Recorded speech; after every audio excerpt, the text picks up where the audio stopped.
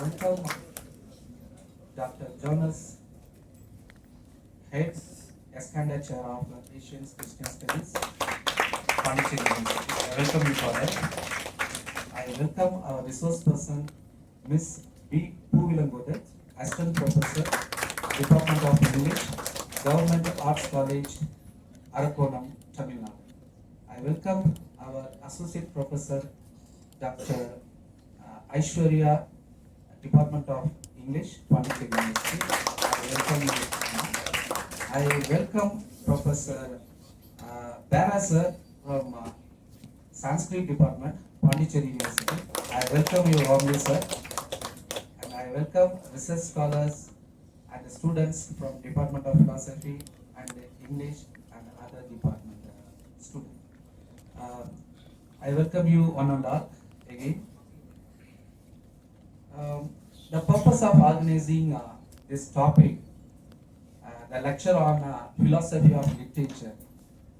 The Department of Philosophy, when they are doing or when they are designing syllabus for UG, PG, there are many comments from resource persons. They said that since the philosophy department introducing paper like the philosophy of language, philosophy of science, philosophy of mind, and the philosophy of history. This is the need of art. We have to introduce a philosophy of literature also. So we have already received a lot of comments from Board of Studies, member from Board of Studies. So with their suggestion, we wanted to introduce or we wanted to organize in the name of a philosophy of literature seminar. And also the purpose is already other universities already introduced the philosophy of literature, Delhi University and other IITs also. So we also wanted to introduce this paper in our department. That is a aim. And in addition to that, particularly when I am applying for many IITs, they were expecting that I should not be specialized only in a philosophy. They are expecting that those who are good in a literature field and sociology, anthropology and philosophy. Minimum they are expecting at least more than 2 disciplines. So in that way I was not selected, but I had this experience in IIT when I am calling for. So with these keynotes, I welcome our MA student Mr. Kisan to introduce the guest of honor before honoring.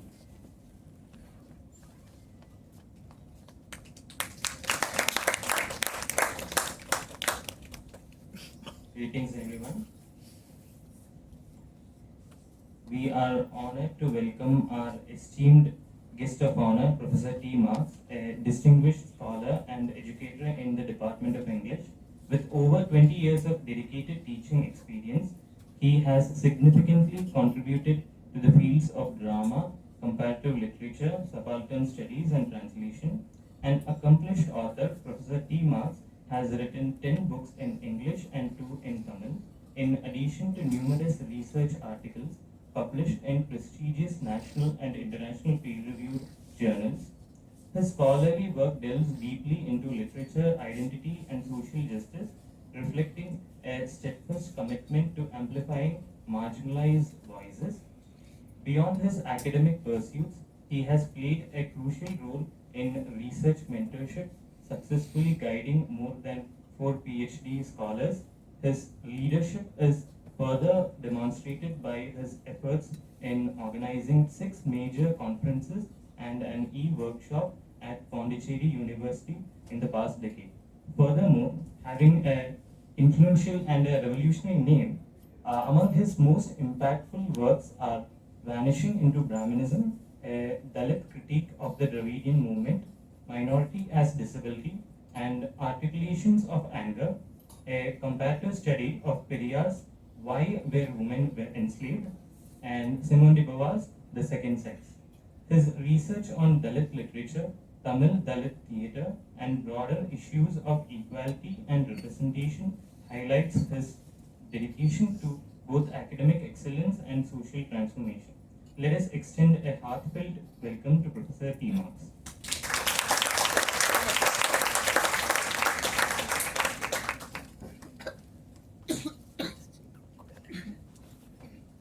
To honor Professor T. Marx, I invite Dr. Jonas to honor him. Sir, please come to the stage.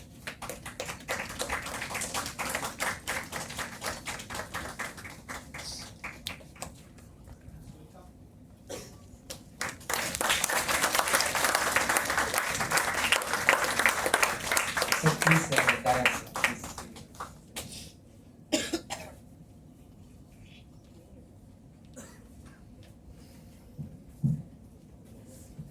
To honor our resource person, I welcome Professor Marx to honor. Told you.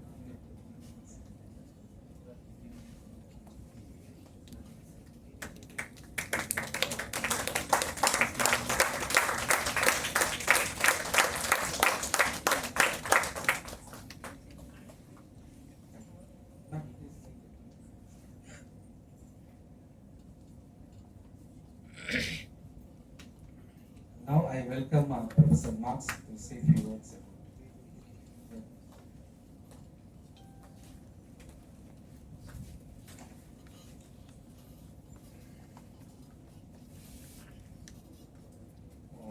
it.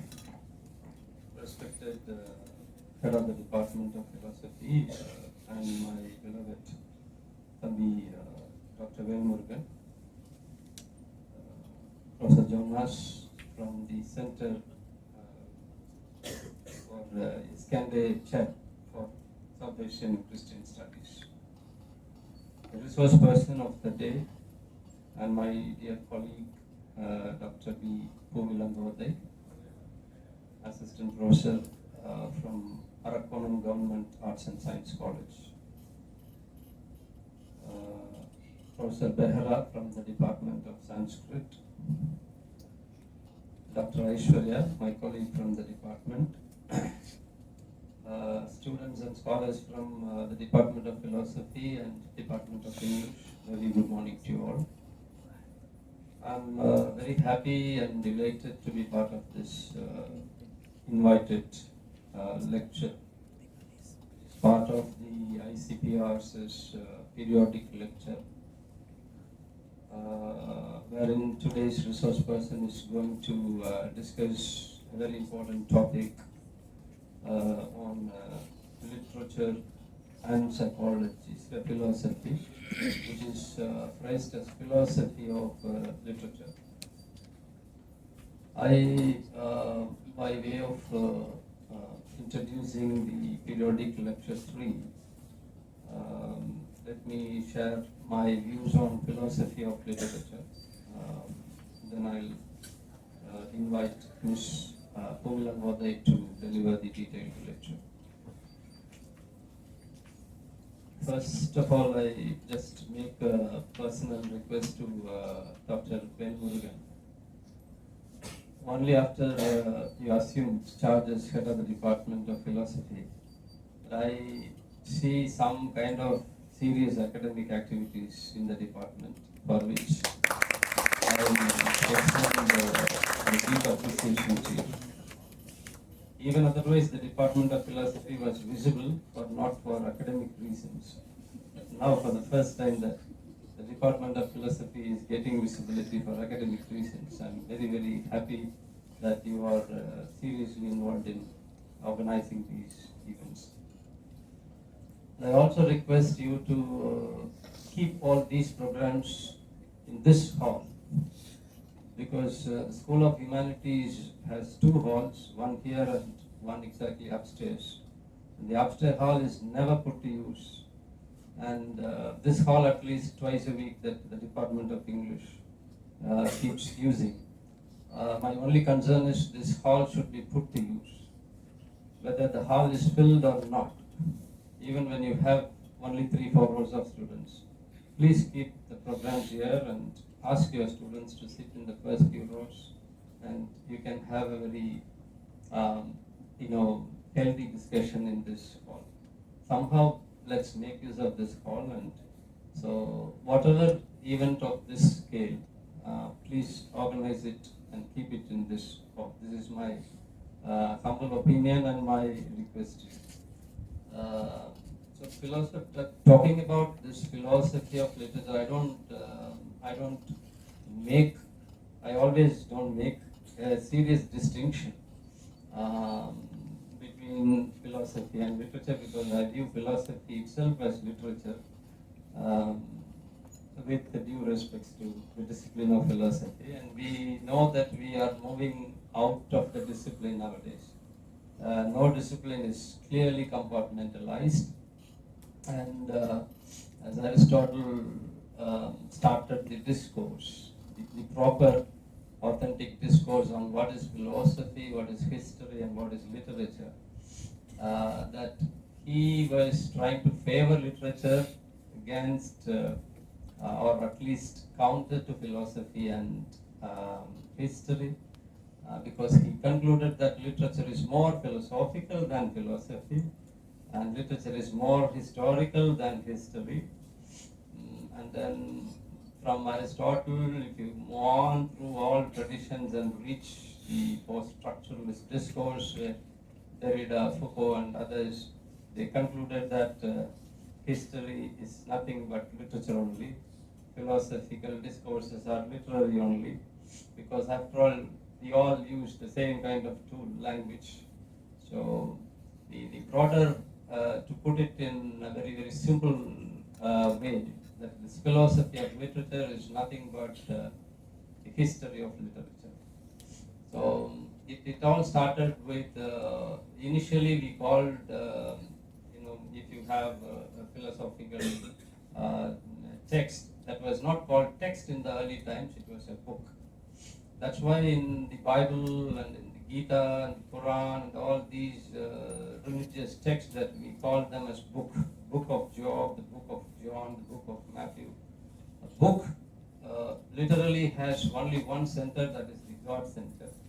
So when the world was perceived as God, that it's a center, then we call the printed, written text as book. So this transition from book to the next important thing in the 16th century. Till the 16th century it was book, and the world was perceived only through the lens of God, the capital G.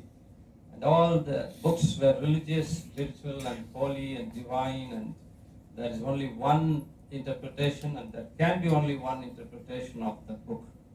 There cannot be multiple interpretations of a book, because it is religious, it comes from above, it's very hierarchical, it's divine, and it's episcopal, and it's holy.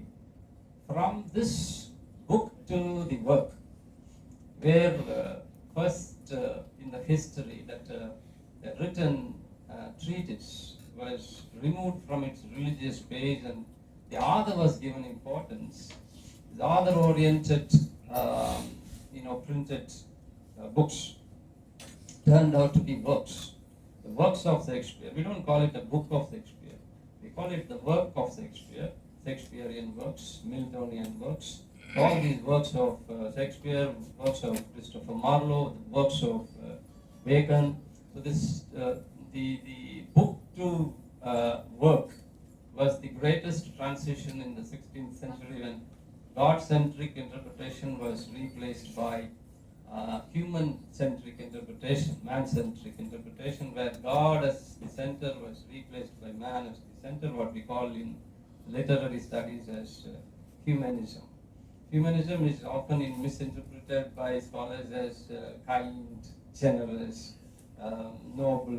It has no such meanings. Humanism means man as the center, what we call today as the anthropocentric. So this transition was a very important transition, and from work now it got transformed into a text, what we accept and acknowledge today. So this book to work to text. The history of this book to work to text is nothing but precisely the philosophy of literature. So the literature, the literary studies traveled. It started its journey from a God-based interpretation, God-centric interpretation of whatever was written, to an authorial interpretation of. There also it is one-sided, but God, capital G was replaced by capital A, the author. And now we are living in a world of text. So everything is considered only as a text. A book is now a text, which was considered otherwise very holy, divine, religious, spiritual, is now considered only a text. And it's a combination of words, whether it is scientific discourse or religious discourse or historical or anthropological or philosophical or psychological, anything that is written and published is just a text. So the book is now a text, the work is now a text. So this text is very revolutionary, more revolutionary and reformatory and emancipatory than the book and the work, because the text invites multiple interpretations.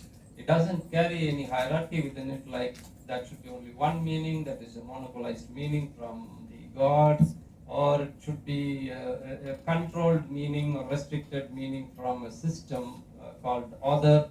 Now it is no more accepted as a one-way process that somebody is writing and we all should read. The reader, the writer starts writing something, but the reader ends the work by reading it. If you are writing a book and if nobody reads, you cannot be an author at all. You can only circulate it within your own family members. It should be published and it should be read at least by a few members of the society. So the reader not just determines the meaning, he converts it into a two-way process, that the author needn't be complete or end the product, because the product is an unending product. The writer has just written something and he has floated it into a system, and only by reading it we are completing the work. So the author just starts, the author just begins, we end it, the readers end it. So this conversion, this history of a book to work to text, God-centric to human-centric to author and reader, the society-centric, this kind of the transition, this journey of literature is the philosophy of literature. I'm happy that Dr. POOVILANGOTHAI has consented to be our guest speaker, and she is willing to deliver a lecture on this philosophy of literature. And literature always has, and it has evolved, and it has retained, and it continues to retain its very strong bond with the discipline of philosophy. So philosophy and literature, you can say siblings, lovers, or anything of that sort, but I consider literature and philosophy as one and the same, because both aim at kind of emancipatory program. Both aim at soothing the human mind and soul and things like that. So it's your mission that we are accomplishing as literature scholars, and it's our with the help of our tools that philosophers are trying to do something. And I conclude my introductory thing by quoting Karl Marx, who said, the philosophers have only interpreted the world, but the point, however, is to change it. So that changing part is what we are doing. So you keep interpreting the world, we will try to change the world.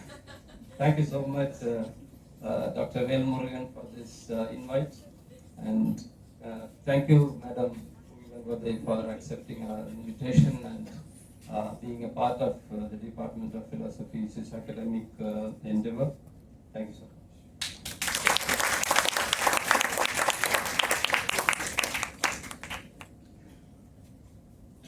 Thank you so much, sir. Very brief introductory remarks and also very deep. So, with this, I before invite to talk, request to give a talk. I want to introduce a speaker. It's my great pleasure to introduce our speaker, Ms. B. POOVILANGOTHAI. She is a dedicated scholar and educator in the field of English literature. She teaches at Government Arts College, Arakkonam, Tamil Nadu, and brings over 12 years of experience in both undergraduate and postgraduate teaching. Ms. POOVILANGOTHAI's academic interests span indigenous literature, feminist literature, post-colonial studies, and translation. She has contributed significantly to these fields with the 5 research articles published in UGC Catalyst journals. Overall, publishing is 11, but out of 11, she has published 5 in UGC Catalyst journals, and a postscript in Economic and Political Weekly, what you call EPW, and chapters in edited volume.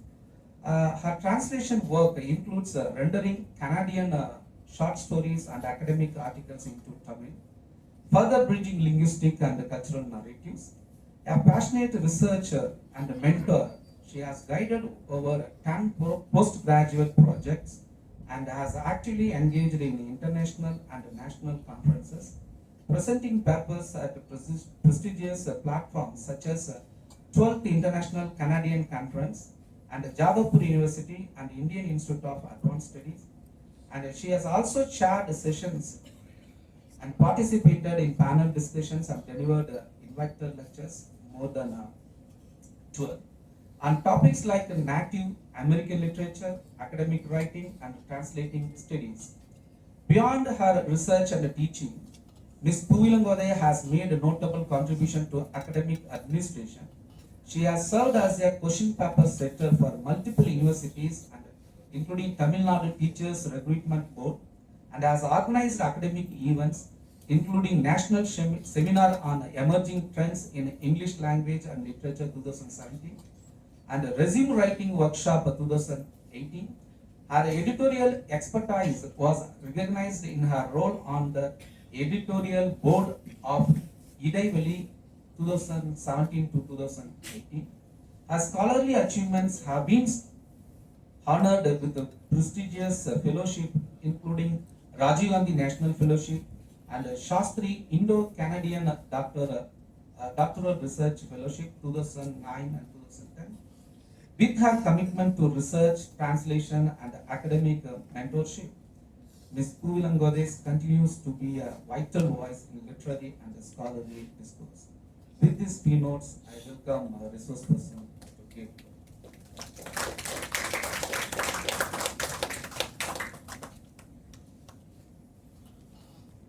Words. A warm good morning to everybody. Special thanks to Dr. Velmurugan for inviting me here. And a special thanks to Professor Marx for setting the stage about the topic which I have chosen to speak on. And at the outset, it is good to begin with a disclaimer. I am no philosopher. Please bear that in mind, I am no philosopher. So when this topic was offered to me, the philosophy of literature, just before entering here, I was talking to Professor Jonas here, and then in a spur of the moment I said literature simplifies things than philosophy. And that is exactly what I am trying to do today in front of you. So what I will be talking about is indigenous literature and the philosophy of indigenous literature. By indigenous literature, I mean the literature of, in India we call them tribals, in Australia we call them Aborigines, in North America they are known by their individual tribes, names, and so on. So indigenous are these people who are the original inhabitants of a land. So they are there all over the world, and they are not so very well known, except for a few countries like in North America and Canada, they are quite well known, and in Australia, Australian Aborigines are well known. But for other parts of the world, they are still emerging, especially in India. We don't see much of tribal literature being produced, except for one work which I know is C.K. Janu's autobiography and Co-Charity by Narayans. So other than that, I haven't come across much of tribal writing. There could be many reasons for that. One is the linguistic diversity of India. People who are writing, tribal, writers who are writing might be writing in their own languages, which may not have been translated to a common language like English. That could be one reason. Another reason could be people may not feel comfortable coming out as tribal writers and so on. But anyways, that is not the topic today. So the topic is philosophy of literature, for which we need to have a fairly good idea of what is literature. So I remember this one incident in my college. This incident had happened twice. Once when I was a student, and once very recently, about 5 or 6 years ago, in the college where I teach. So we have these PG projects for students, and one student came up with an idea, talking to her mentor. She said she wants to work on Chetan Bhagat's One Night at a Pot Center, to which the mentor, without even thinking, rejected it is not literature. So from there, we should start thinking about what is literature. So why is Chetan Bhagat not, the works of Chetan Bhagat not literary works? The reason that mentor gave was he is a popular writer. I think he is popular than any other writers who are accepted as literary writers. He is quite popular, he is accessible. Everybody can read Chetan Bhagat and appreciate his works. Still, he is not considered literary. That leaves us with the question of why. Why certain things are considered literary and why certain other things are not considered literary. So when we think a little deeper on this note, we can understand that, or the Encyclopedia Britannica, it says that for a work to be considered literature, it should have artistic merits. So what are those artistic merits? How should those things be written? So we have all these questions. But if you think a little deeply,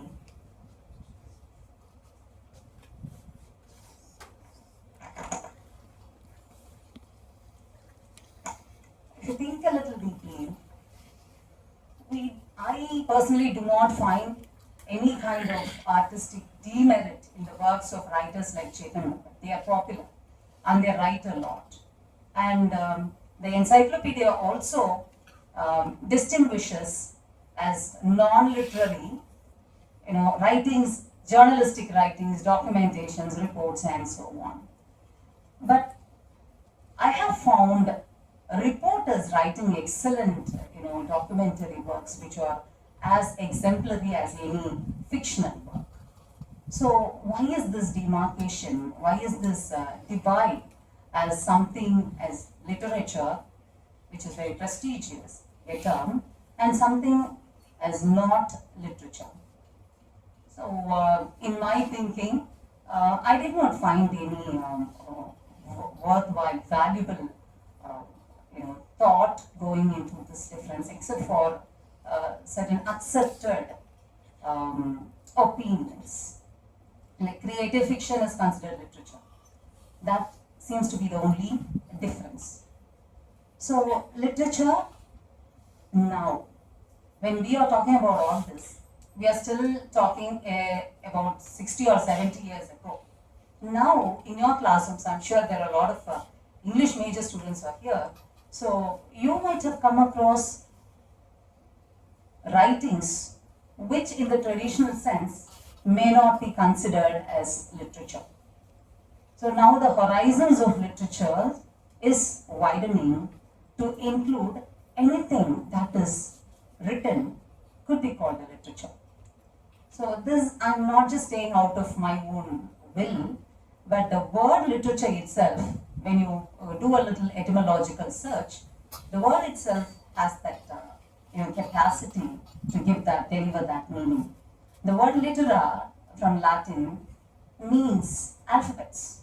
So when you think of alphabets, you can include everything that is written as literature. Right? So that is not enough, because we are in a very inclusive world. We try to include everybody. we hate boundaries. We do not want, either us or anyone else to be standing outside certain things, right?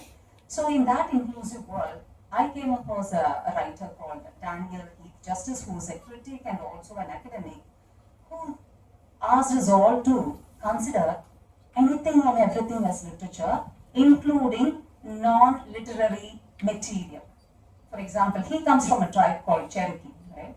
So the Cherokee and other tribes of North America, they have, for us, I would say unconventional, but that may not be suitable. That's why I'm hesitating. So they had other kinds of writings done with beads, writings done with wampum pelts, writings done on birch barks. So all those are writings. They are writings because, not because they were written with a pen on a paper. They are writings because they carried their history, they carried their thought process, they carried their political treaties, right? So anything that is written, it need not be on a pen, it need not be on a paper, it need not be with a pen, can be considered literature. So with this broad classifying of literature, I would like to go into indigenous literature and see what is the philosophy behind indigenous literature. So before we are going into indigenous literature, let us see what is the philosophy of literature in general. As I might be talking a lot to English majors here, so the philosophy majors, please do not take offense, because the disclaimer, please remember the disclaimer, I'm no philosophical person. So literature, like Professor Marx was telling, about 50 or 60 years ago, or at least till the advent of new criticism, literary criticism or literary analysis, understanding of literature was basically a biological or a biographical attempt. Most of the times, the readers try to understand what the author had tried to convey, what the author wanted to convey to the audience. That is how literary interpretation was. So, if you look at that approach, the idea behind literature would be, which I call philosophy, is nothing but the author's intent. Some writers, some people would say, would go a little deeper and then analyze characters, and then they would be analyzing the moral intent of the literature, the piece of writing and so on.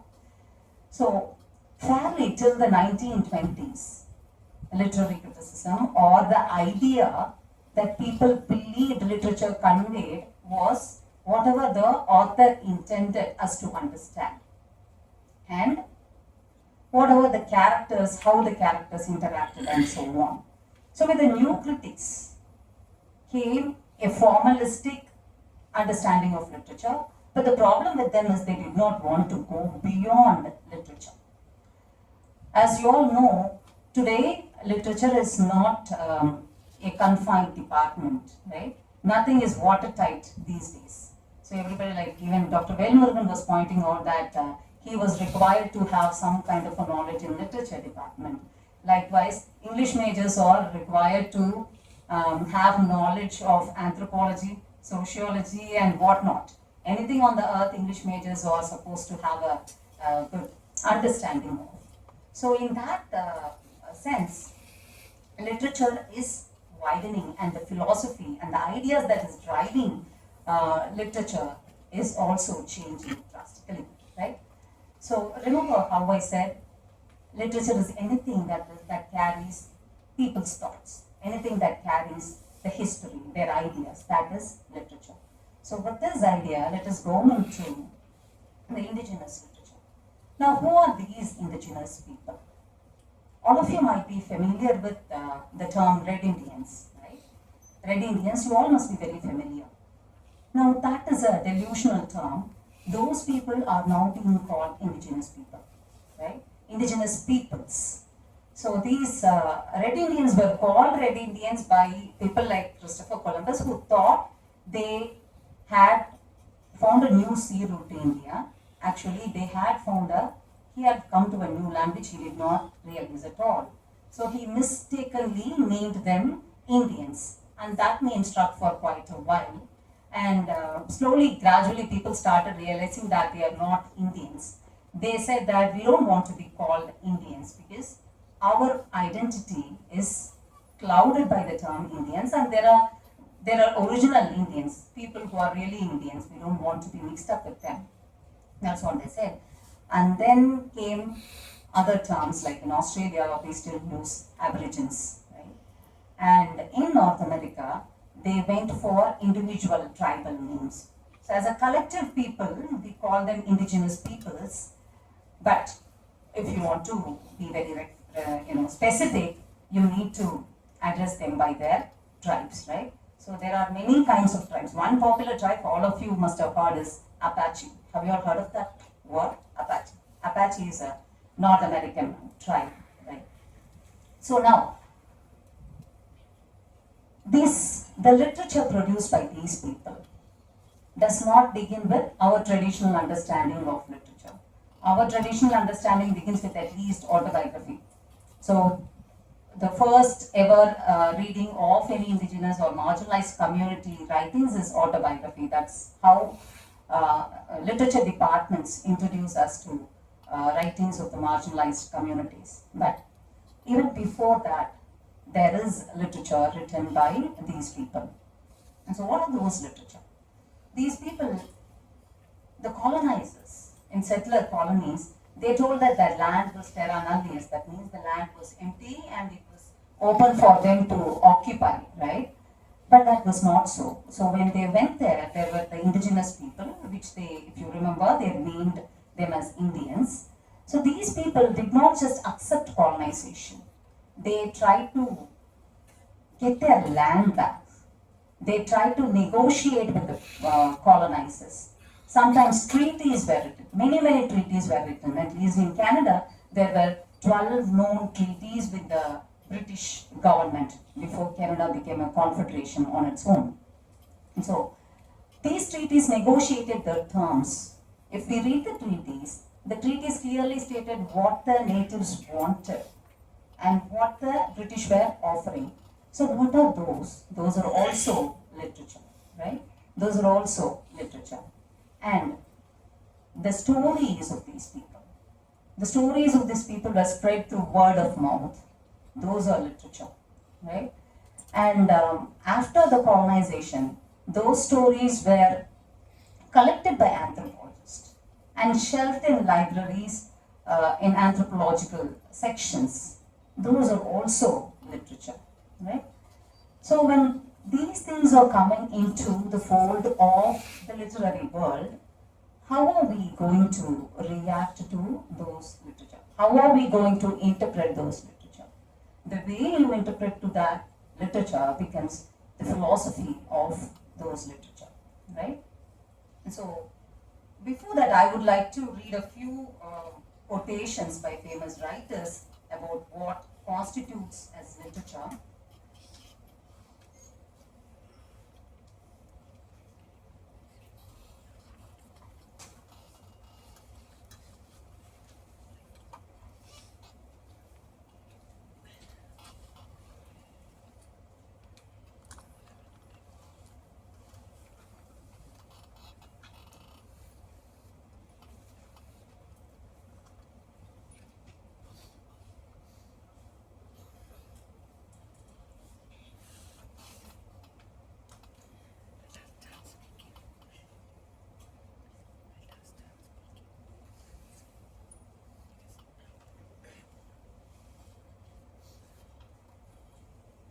As they say, too many cooks spoil the broth. Too many papers is spoiling. Too many papers.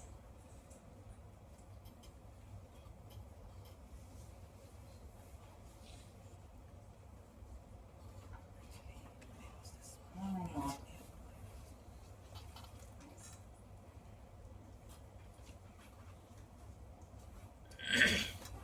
So, let's go back to the traditional understanding of literature. C.S. Lewis says, literature adds to reality. It does not simply describe it. It enriches the necessary competencies that daily life requires and provides. And in this respect, it irrigates the deserts that our lives have already become. And Oscar Wilde has said, literature always anticipates life. It does not copy, but it molds it to its purpose. The 19th century, as we know it, is largely an invention of Balzac. And Salman Rushdie had said, literature is where I go to explore the highest and lowest places in human society. So the commonality in all the three quotations that I read is literature is seen as a reality. But I cannot say this out loud in Department of Philosophy because reality is questioned, right? There is no one reality, as we all know. So therefore, the literature, the writers and other critics, they have toned it down a little bit and then said, literature copies a reality. It need not be an exact copy. It resembles reality, and so on. This is one idea of what literature is, which is the basic principle of literature. So this was still the 19th century, and after that, in the 20th century, T.S. Eliot, I quote, he argued that literature is a living tradition where the past and present interact. He emphasized the importance of literary tradition and the interconnectedness of text, stating that a work of literature is shaped by its predecessors. That is, in tradition and individual talent, he says literature should be an amalgamation of the past, it should imbibe the future, right? So that is T.S. Eliot's opinion of literature, where literature is much more like history. It takes the past, it thinks about the future, and then it gives it in the present. And Bakhtin comes and he says, he has introduced the concept of dialogism, where literature is seen as a dialogue, is the site of multiple voices and perspectives. He believed that meaning is created through the interaction of different social and ideological voices within a text. I think this is where literature had assumed a different role, has taken up a different role than being a mere reflection of reality to being giving voice to multiple voices. And in the same vein, Norther Fry had defined literature in terms of genres and archetypes, suggesting that literature serves to express universal human experience, to which we take exception because there is no one universal experience of literature. Right? And Roland Barthes, he proposed that literature is not just a collection of text, but a cultural practice.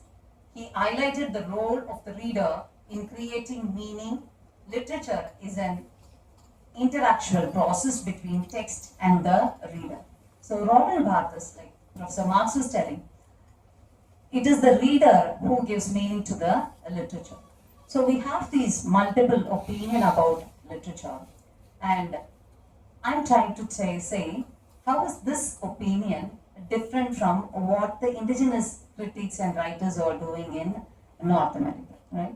So the indigenous people have been writing literature in terms of, writing history. There were many Christian missionaries, indigenous Christian missionaries in North America who wrote, who translated and who wrote official letters, many letters, asking to support their tribes, asking for government aid and so on. Those are also literature. That kind of literature was happening for a long time, right? And there were people who tried to preserve their stories. That is again literature. So all these literatures were happening for such a long time. It all, the Britishers went to North America in the 16th century, and since then, many people had converted to Christianity and they learned alphabetic writing and they started writing all this, but none of them was known to the world until the year 1969, when one particular work won the Pulitzer Prize for the first time by a Kiowa writer in North America. The work is called House Made of Dawn, right? House Made of Dawn. So that work traces the life of a person called Abel. Abel belongs to this Pueblo tribe. He is in New Mexico. He lives in a reservation. He doesn't have parents. He is brought up by his grandfather, and he goes to fight in the World War II. When he returns to his reservation, his life has completely changed. He couldn't feel one with his people. He couldn't accept many of the things, and therefore he feels a little, out of this world. And then he takes to drinking, and he meets up a woman who kind of uses him for her own, personal ends, and then it sort of worries him a lot, and then he moves out of the reservation. When he goes out of the reservation, just before leaving the reservation, he picks up a fight with an albino person, and then he kills that person, and he is imprisoned. He is sent to California, and there he takes up to even more drinking, and he ends up on the streets.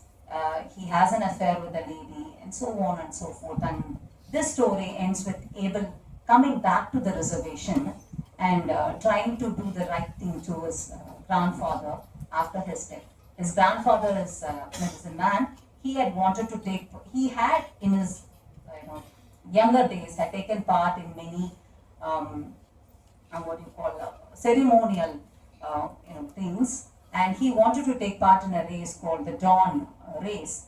So when after his grandfather dies, Abel runs that race alone without waiting for any other person, which becomes a symbol of he trying to get back into community. So the reason for telling this story is this was a pattern. This was a pattern which could be seen in many of the indigenous literature. And the problem with marginalized literature is not marginalized, the problem of the marginalized literature, but generally people assume certain things about marginalized communities, and they try to pin you down with those opinions. Like, for example, if you claim yourself to be an indigenous person, and if you are writing something, automatically the audience expects you to write certain things. They want you to write about your tries with colonization, how colonization has affected you, how your family was split due to either the residential school experience and so on and so forth. So marginalized literature, when it comes out, is quite revolutionary, but after a certain point, what happens is people try to essentialize marginalized literature, and that is, they point to certain things. If you have these things, you are an authentic indigenous writer, you are an authentic Dalit writer, and so on and so forth. So for a long time, this was the pattern. That is, a character will be alienated from his culture, and then the character would come back to find community and happiness. That is how the literature was happening. Indigenous was happening for a long time, until, I believe, this is my personal opinion, there might be other opinions, until the publication of a work called Green Grass Running Water by an author called Thomas King. Now, Green Grass Running Water is a work which would drive you crazy. I was introduced to that book during my PG days. I did my PG project on Green Grass Running Water. I tried to read and understand that work, and I did not understand. I took almost 3 to 4 months to understand the work, because the work was so very intertextual, and this work was so very, out of the ordinary, so very unconventional. So what was so unconventional about that work was the work was completely circular, as opposed to linear works that we are so very familiar with. Like, for us, a character begins to, a character is born, a character gets married, and then that boy, has some trouble in the family, and then that is resolved, and they go to live a happy forever life. This is the conventional pattern of a plot line. Whereas, if you read Green Grass Running Water, the pattern is completely reversed. At the beginning, you will see 4 different books within that book. There will be 4 different stories, parts. But are the stories completely different? If you ask me, they are not. Right? So in the first part, every story will begin with water gushing out, and a few people, at least 4 people, would be moving towards that water, and they would be talking amongst themselves, and then a woman would come floating on the water. So this was the pattern in all the 4 books. I did not know, I had no clue what is this writer trying to convey. And then luckily I found an explanation for that book, and I realized that in that book, the author Thomas King was trying to juxtapose Christianity with native religious beliefs. Right? So the first book, there is this first woman floating on the water, on the sea. In the second book, there is the third woman floating. And in the third book, there is the floating woman. And in the fourth book, there is the old woman. Right? So each woman would be talking to a white character. For example, the first woman would be talking in a living in a garden. A white man would come, and the person would say, "Do not pluck, fruits from those trees." And then the woman would say, "Why should I not pick fruits? The fruits are there for all of us to consume. And besides that, the fruits are willing to give themselves up for me. So why should I not pick?" They will pick up a conversation like that, and at the end of that conversation, the woman will be thrown out.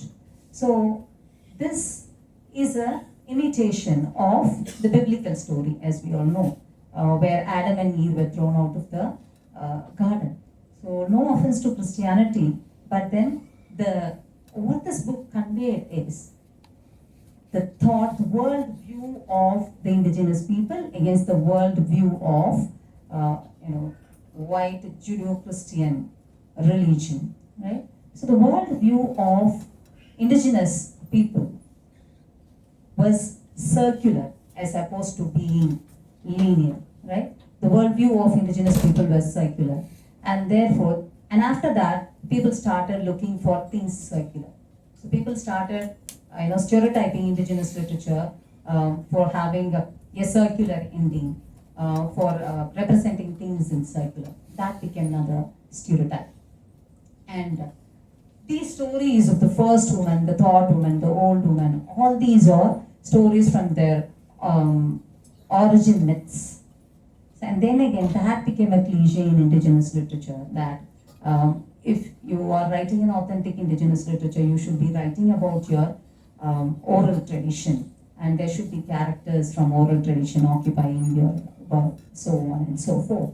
So all these are stereotypes. And how are these literature interpreted by scholars? Obviously, when somebody is writing, they are not writing for one particular person, right? So they're writing for a wider audience. Anybody is free to pick up a book and read.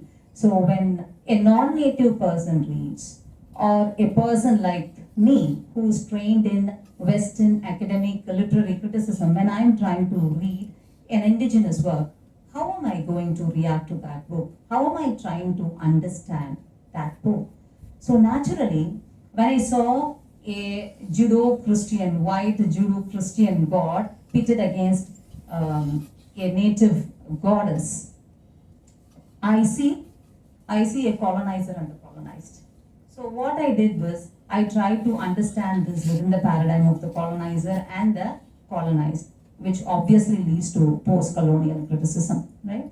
So in the post-colonial criticism, we try to see how the colonizers had oppressed the colonized, and so on. So that was one famous way of understanding indigenous literature for a long time, until the 2000s, when 3 people, Craig Womack, Jace Weaver, and Robert Warrior, 3 people came out with an idea called Native American literary nationalism, right?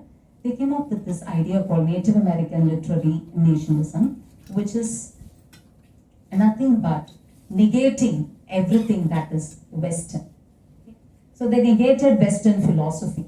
They negated Western way of understanding and categorizing their literature. Thomas King came out with a beautiful piece of article called Godzilla versus Postcolonial, in which he discusses the various kinds of classifications that could be used to understand indigenous writing, where he says tribal literature, interfusional literature, polemical literature, and so on, right? So, what is Native American literary criticism, and how is it being used in Native American studies or indigenous literary schools?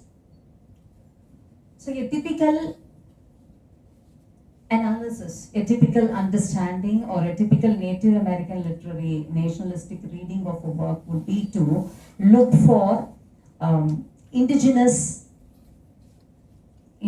things inside a work. For example, there was this work called Silent Words, and this is a beautifully written novel. The novel traces the journey of a small boy called Danny. Danny has a father and mother. His father is an alcoholic.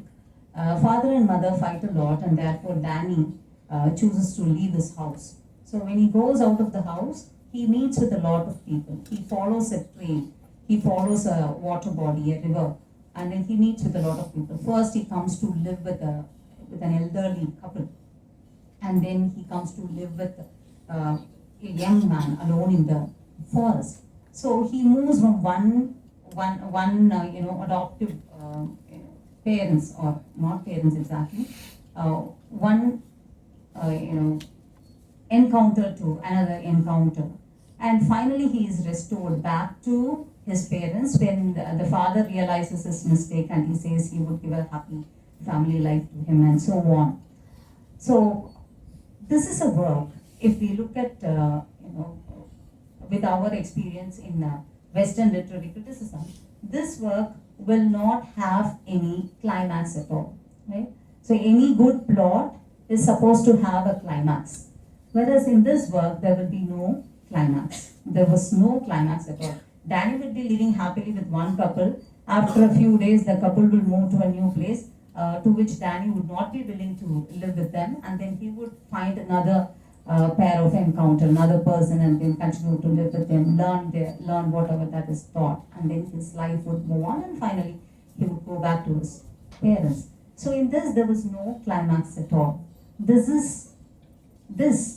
is identified as the way oral traditional stories are told. Many anthropologists have made it a point to explain that Native American stories are not our conventional, do not have our conventional plot. That is, the story does not have a beginning, middle, and an end. Native American stories are told, oftentimes they won't have an ending at all. The stories would be open, the stories, the characters would go on adventure, there would not be a conclusion to the adventure at all. So, one writer identified a character called Ayub in one of the Native American mythologies, and said that Danny lives the life of Ayub. This is one example of reading indigenous literature in a Native American literary nationalistic way. That is, to take Native American literature and then identify elements which are uniquely Native American, and then explain on that. So when they are doing this, they are definitely not using any of the Western theories. They are not, debating about, is it really true? How far this incident could have happened? Or they are not talking about the binaries of a colonizer and the colonized. And they categorically deny that they do not fit into the post-colonial framework, because indigenous people, as they argue, they are still colonized. They are still under the rule of colonizers, which is the settlers. The earlier colonizers may have left the country, but the newer colonizers, that is, the settlers who settle down, are colonizers. They are still colonizing them. This is one framework. And what other things can we find in indigenous literature? So indigenous literature will also talk about the loss of land. Indigenous literature will talk about loss of land, because in the beginning, it was the indigenous people who occupied all the lands in North America, and when the Europeans started settling down, they wanted land to live. So initially they made friends with the indigenous people by offering them trinkets, smaller things like a knife, like a metal pot, like some beads, and then they made friends and they took their lands. So loss of land is a very important idea that you can find in indigenous literature, right? So they will be talking about how the loss of land leads to the loss of their cultural identity, because these people practiced not a settled kind of life that we are so much used to do. They practiced, they lived along with the land. They lived along with the seasons. They might be moving seasonally. They might have certain places which ought to be used in certain things for certain events, for certain ceremonies and so on. So place was sacred to them. And when the colonizers took away that place, it really took away part of their lives. And the loss of land is one another important theme in indigenous literature. And when you lose your land, what happens when you lose your land? You move out of your land and you become, distracted and so on. To which the colonizers had other solutions. Like, they came up with many ideas. One such idea is what you call a residential school. And the colonizers have come up with an idea called residential school in Canada, and in the US they are called boarding schools. These schools took children of indigenous people, and then they taught Western education, where they were taught to read and write in the colonizers' language, with the intention of making them forget their culture, so that they will not be a problem in their land acquisition. So that is another important theme that you could find in indigenous literature: the loss of language, the loss of land. And when children are taken away, they are losing their families, the loss of families, loss of kinship. So these are all conventional ways of, or the established ways of reading indigenous literature. Indigenous literature beginning in 1969 has come up so far away from today, right? So today, what are the indigenous writers writing about? There is this beautiful writer called Chiri Timalin, who has written a work called Marrow Thieves. It is a story of a young brother and sister. They are very young, about 10 and 12 years. They live in a haunted house. There is nobody in the entire city. These two children are trying to survive in the city. They are living in a kind of an apocalyptic world where they are being chased by some people. And why are they being chased? They are chased because they are the only ones in the country who are capable of dreaming. The others are not capable of replenish their capacity to dream. They can no longer dream. So dream there represents hope, right? So indigenous literature, what begins as an autobiography, what began with autobiography or something like Abel's story, has moved to more like a science fiction now, right? So indigenous literature today encompasses a wide array of writings,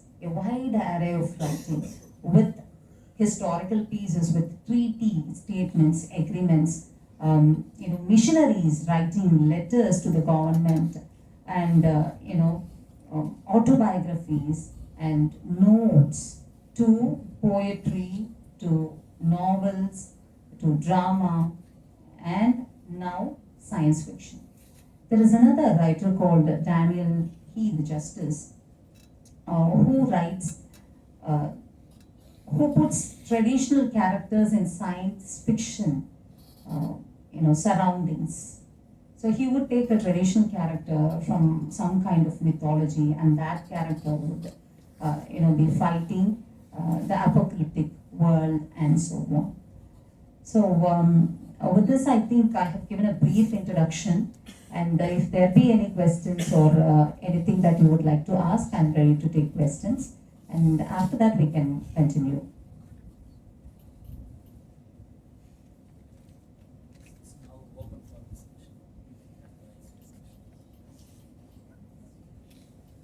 So as I was watching when I was speaking, a few nods, familiar nods I received for Thomas King. I think many people have read Thomas King, I believe, or at least Godzilla versus Post-Colonial or something like that.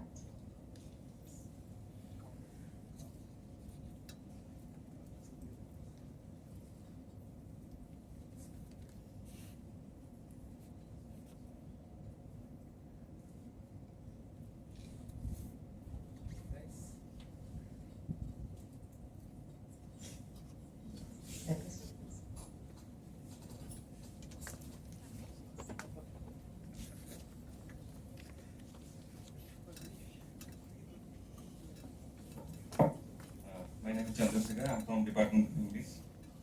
Actually, I want to ask you, when the teacher rejected the research paper or something, like it was directed to Chetan Bhagat's writing. What's the take on that? My take on that. Yeah. Unfortunately, that student did not come to me. If he had come to me, I would have asked him to work on Chetan No, Bhagat. I'm asking you. So what my take on Chetan Bhagat, sir? You know, there is an interesting take on these kind of popular writers. There is something called pink feminism. You heard of that, right? So these writers are catering to the newer masses of reading public. These are not. These are young readers, often placed in lucrative jobs, who take up reading as a fashion. So they are catering to that. So we can analyze Chetan Bhagat within that framework. They are into this new economy, right? They are a part of that new economy. We can analyze Chetan Bhagat within that economy. Or otherwise, Chetan Bhagat writes. We all know that movie. 3 Idiots. Yes, 3 Idiots. Chetan Bhagat's novels are completely perfect for making a big entertainer. But that doesn't mean that he doesn't have any literary value. You should look at the writings of Chetan Bhagat. He writes in newspaper columns. Those are all quite literary and valid. I'll leave that specific work. What about, there are so many Western writers. It's wrong, I think, to say nonsensical, because if you look at their writings, actually there is nothing literary. I can give you a lot of references, but I just wanted to know, like, who will create that parameter to like differentiate the difference between what is high literature, what is low literature, and how it is different from how it carries literary sense and how it doesn't carry. Like, who will create the parameter? You know, there are many award committees. They set these parameters. When something is given an award, that becomes a fad, and then people start writing those kinds of things. And when there is a parameter, when there is a yardstick to measure something, there is always a vested interest in those yardsticks. It is much like, India used to win so many beauty pageants, beginning in the 2000s. And then there is this theory of foreign brands trying to enter into Indian markets and so on. So literature is sometimes like that only. So the people who are setting those yardsticks, they definitely have certain vested interests. I do not know what that is. But then when something gets an award, it gains a lot of currency. And that kind of writing becomes a lot of currency.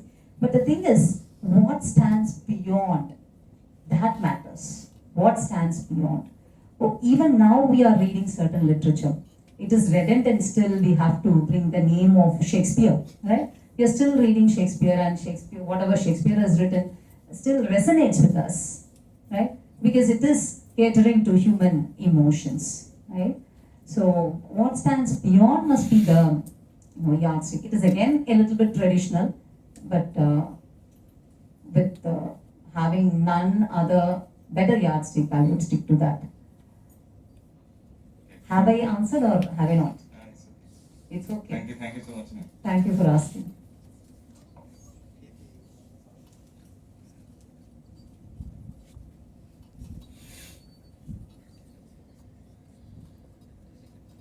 Hello, ma'am. My name is Gayatri. I'm also from the Department of English. In connection to the question, I wanted to ask you, why do you think that Chetan Bhagat, or any, if you put it into a category, I would say it's a romance novel kind of thing, or a young adult a lot of romantic elements in it, right? So why do you think that romantic books, even if we take Western authors, for example, if we say Colin Hoover or I can't think of any other examples, but or romantic authors or books that are considered low-level literature are looked down upon? Is it the content? Is it the language? Or is it the theme? Why do you think that such a discourse has emerged? See, personally, I wouldn't want that classification at all.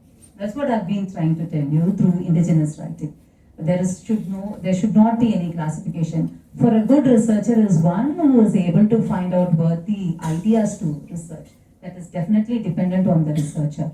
The classification is done by not the reading public. The reading public never does classification, because when you write something, there is definitely at least one reader somewhere to read whatever you have written. So the readers do not do that classification. The classification is done by either critics, most of the times all those elite panels, many times universities, they do the classification, not the readers. Have I answered? Thank you.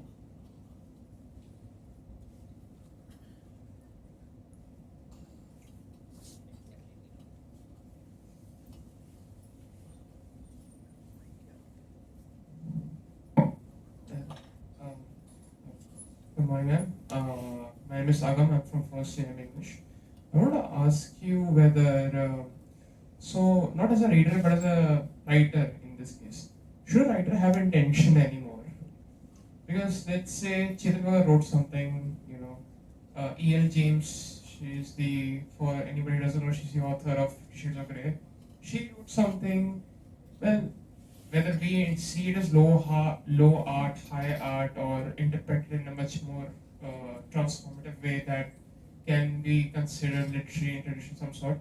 Do you think when a writer writes, they should intend any meaning at this point? Because their point of view doesn't matter.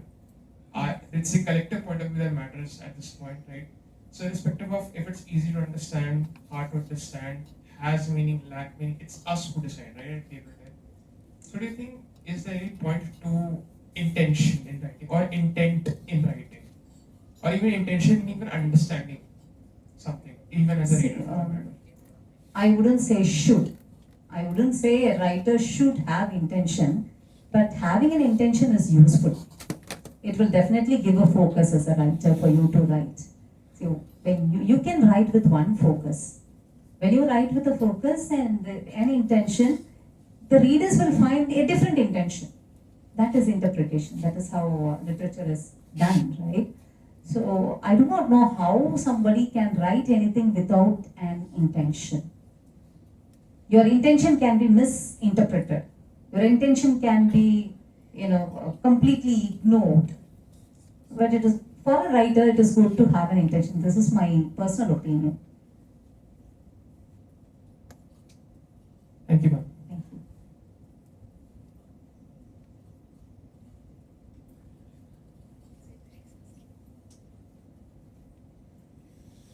Hi, ma'am. Again, sorry. So when you talk about the death of the author, what is your take on the art versus the artist debate that has been going on, that the life of an artist or the controversy surrounding the artist should affect our kind of approach towards the art itself? When we talk about an author and their take on social issues or current affairs, and we talk about the art that they produce. The example I'm thinking of right now is Harry Potter and J.K. Rowling. When a controversy surrounds an author, we naturally tend to look down upon the art. But when it comes to death of an author, or not separating the art from the artist, how does that play into this? See, author, not separating the author from the work, as to how the author is separated from the work. Roland Barthes very categorically says, once the writer has written something and put it in front of the reading public, his opinions are not valid anymore, right? It's not valid anymore. So there, in that moment, we all become researchers. Right? For researchers, what matters is what you think you should find or what you want to find inside the work matters, rather than what is inside. So that also backfires sometimes. Like in my earlier days, I used to go with an idea and read a text and try to find that idea in the text and fail miserably. That never works. So you go into the work, find whatever is there, whatever you see there, take it and then do it. That's research. But to come back to your question, is it, see if I've understood it right. So did you ask me that should we have the author? Is that what you want? What you asked? I think I'll explain with the example that, again, coming back to J.K. Rowling and the whole transphobia situation that is going on with her. People have turned against the Harry Potter series. So does that also... Yeah, I think we are very, very diabolical in doing that. See?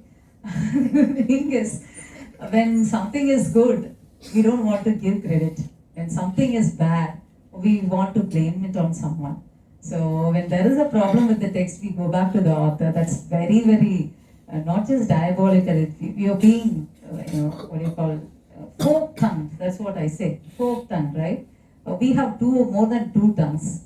So it is completely a trolling kind of a situation there. So as of now, I haven't thought of doing a research on trolling.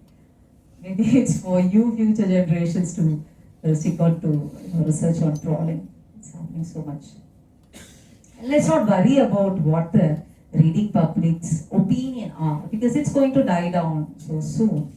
So with the author intent, many times, when I was speaking to a writer, Native American writer, she used to say that writing creates along with you. You would be thinking that you're creating something, but the writing, parallelly, it would be creating on its own. It would come up on its own.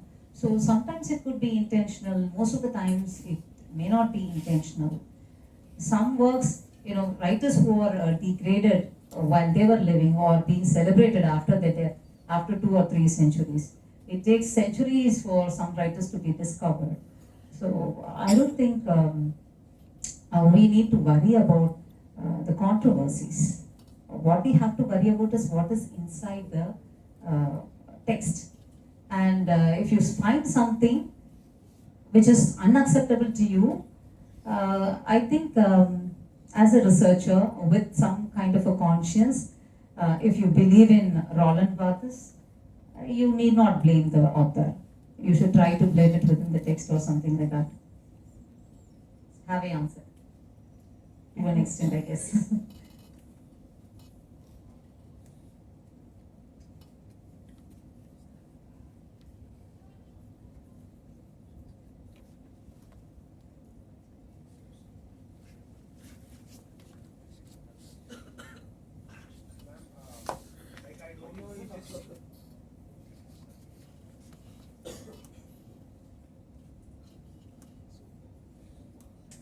Hello.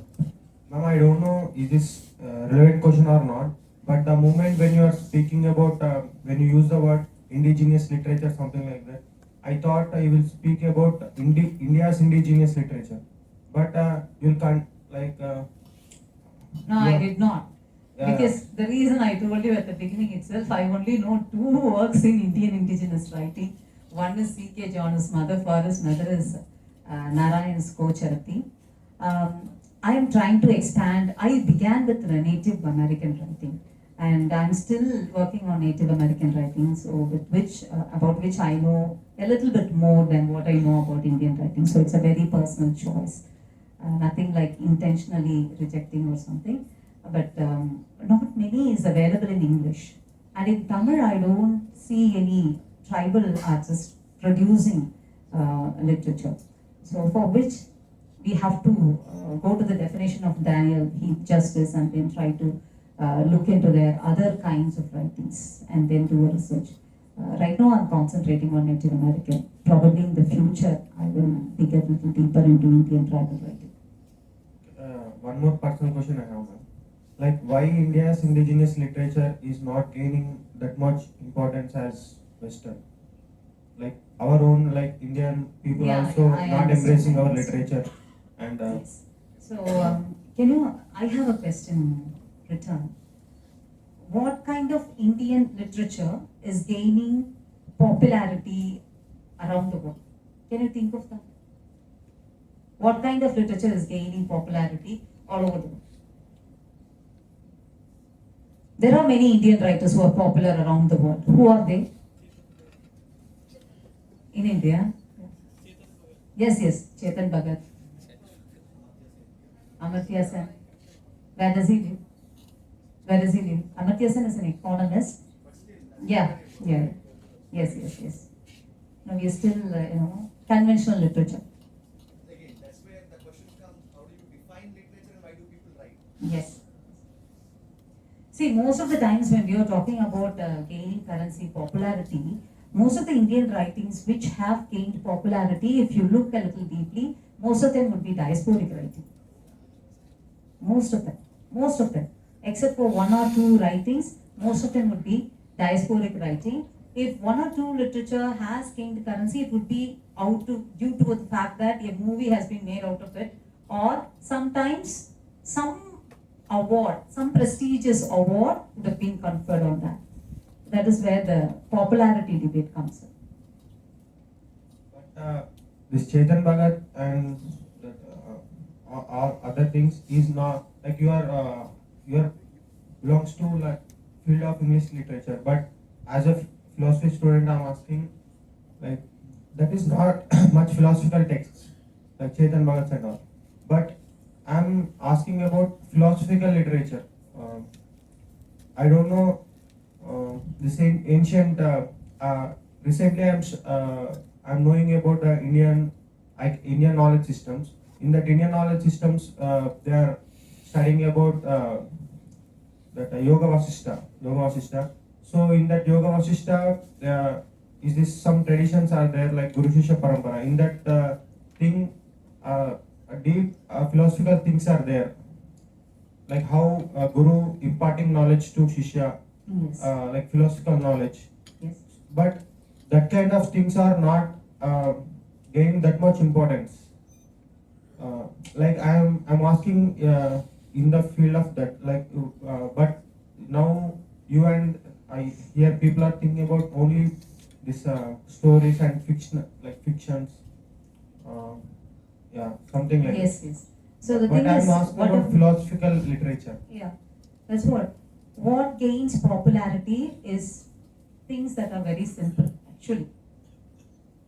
Philosophy, I had a trust with philosophy. I was talking to Professor Jones and said, in my first year MA, I took an elective paper in philosophy department. I tried to, that paper was on aesthetics.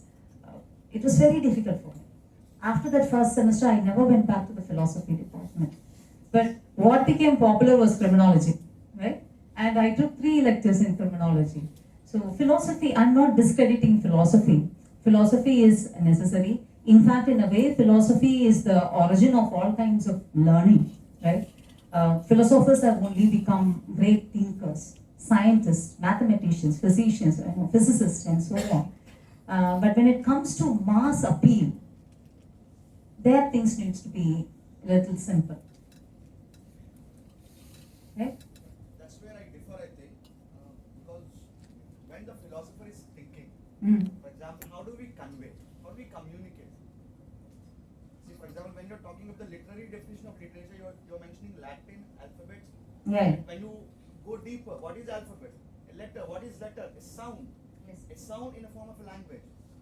So I can say right now why the philosophy lost its relevance is because we were thinking and we are communicating in the way through art, which is literature, I can say.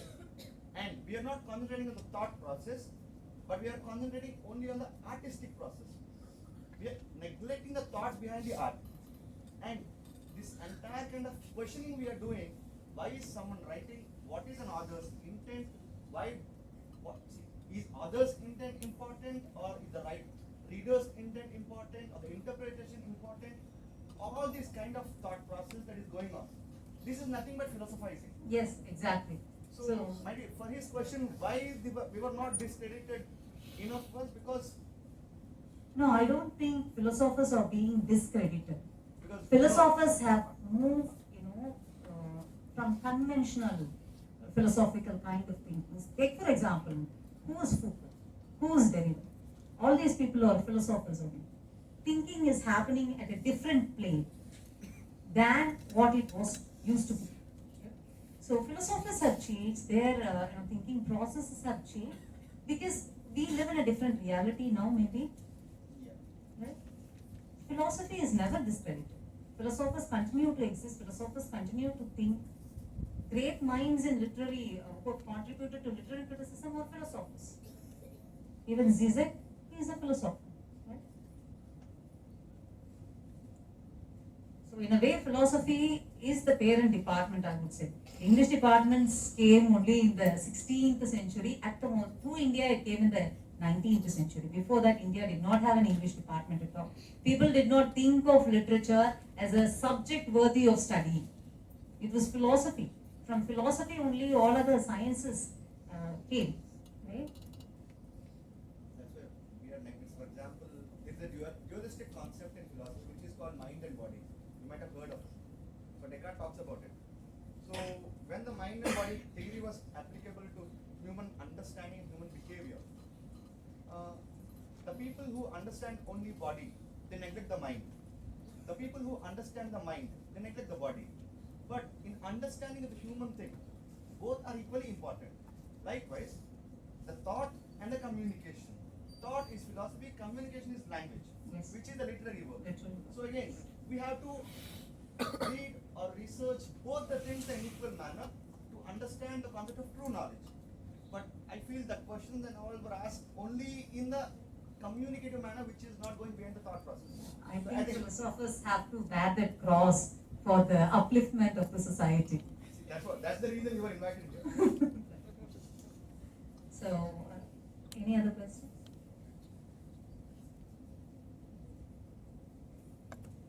So, with that, I would end my session here. Thank you so much for inviting and thank you so much for such interesting questions. This was a mixed audience, so I did not know what to deliver. I was all the time conscious that I would be leaving out one part of the audience because I was told that English students are also joining. I have no knowledge. I told you about my trust with philosophy. After that first year, one elective, I've never gone back to philosophy, not even Aristotle, I tell you. So my lecture was, dragging between these two, conflict in my mind. But you made it interesting with all your questions. Thank you so much for your inputs. Thank you.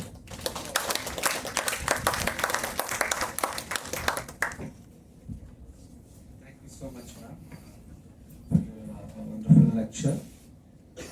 Before I'm inviting our PhD research scholar Shani Yadav to give vote of thanks, some of the few things I want to share with you people. I think Professor Marx also stated exactly literature and philosophy how it's both in same way. If you go to Martin Heidegger, German philosopher, the phenomenologist or existentialist, he also what I wanted to put in the same way, both the literature and the philosophy have the same approach because these people are thinking in the beyond the physical realm. So they have the imaginative thing. And right? So, but they are not constant or restrict that they are not able to say. So instead of finding answer, Heidegger says clearly that you people have to examine the thing or investigate the thing, how it is, what it is. So the same thing you can find. So why I am saying this point here, when I was inviting the resource person like her, the Professor T. Dharmarajan from Madurai Kamarajar University, who also spoke some of the things, some of the similar points which the resource person addressed here. When he talks about the indigenous literature, she has mentioned that the conventional, unconventional, and again it is applicable to Indian also. Not only the Indian philosophy, Western philosophy, there is no certain the philosophy you can define in this way. There is no such as such. We don't have any other thing. Like no, we can define that philosophy. The same way, she also saying that there is no like a conventional practice. This is like literature, or you can say that this is the mainstream literature. So the D. Dharmarajan clearly stated here that when he talks about the folklore tales, generally it talks with it ends with some happiness and sorry moments. But there are many folk tales. It's not end with the happy moments or marriage and any other things. So it always opens. So what I just observed from her part, the indigenous literature itself has the philosophical thing because it doesn't what a replica or not a copy of something as she stated that a colonized thing. There are many examples she has given. Why they have to first follow that others? The philosophy always we have the different approaches. So all references which she has stated it itself is the philosophical approach. But we people, I think many people, I don't know how you observed them. Because there is no limitation or restriction so that you can give it that this is the only literature work or the things which like the indigenous people have. The approach itself is the philosophy. So what I observed from her talk, I think I'm just sharing for you listening. Now I invite research scholar Shivani Yadav to give a vote of thanks. Thank you so much for ma'am wonderful talk.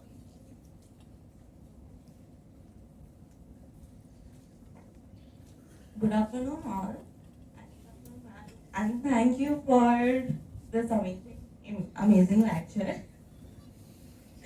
Actually, the concept about like the topic you have chosen on indigenous literature, I found it interesting because personally, like I have never thought about indigenous literature before.